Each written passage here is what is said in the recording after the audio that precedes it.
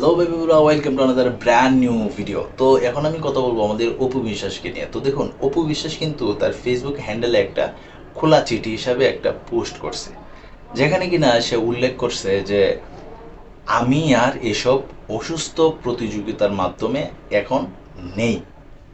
কারণ আমার ছেলের সঙ্গে যদি তার বাবা, মানে সাকিব খানের কথা বলতেছে, আমার ছেলের সঙ্গে যদি তার বাবা ভালো একটা মেমোরি শেয়ার করে, তখন ওই বিষয়টা আমি যখন সোশ্যাল মিডিয়াতে দেই, তখন কিছুক্ষণ পরেই আরেকজন সোশ্যাল মিডিয়াতে অন্য আরেকটা পোস্ট করে। তবে বুঝতে পারতেছেন কার কথা সে বলছে? একবারে ডাইরেক্টলি না, ইনডাইরেক্টলি কিন্তু বুবলির দিকে কিন্তু আঙ্গুলটা তুলছে। আর এক্ষেত্রে আমি দেখতেছি বেশিরভাগ দোষটাই কিন্তু বুবলি ম্যাডামের, কারণ বুবলি ম্যাডামই কিন্তু এই বিষয়গুলো নিয়ে একটু বেশি নাড়ানাড়ি করে। দেখুন, অপু বিশ্বাস কিন্তু একজন জনপ্রিয় এবং অনেক পুরাতন কিন্তু একজন আর্টিস্ট, যার ঝুলিতে প্রায় ৮০টার মতো সিনেমা আছে। তো অপু বিশ্বাস এবং শাকিব খানের বিয়েটা হয়েছিল ২০০৮ সালে। তখন তাদের সন্তান নিয়ে সামনে আসে, ক্যামেরার সামনে আয়সা একটা হজবরল অবস্থা হয়। তখন কিন্তু শাকিব খান ঠিকই বলছে যে হ্যাঁ, জয় আমার ছেলে। তখন কিন্তু স্বীকৃতি দিছে। তারপরে তাদের মধ্যে একটা ডিভোর্সের ব্যাপার স্যাপার ছিল। তো এই বিষয়গুলোতে এখন না যাই।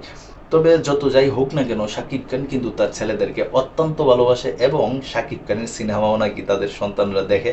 এই বিষয়টা কিন্তু আসলে খুব ভালো লাগার মতো একটা মুহূর্ত।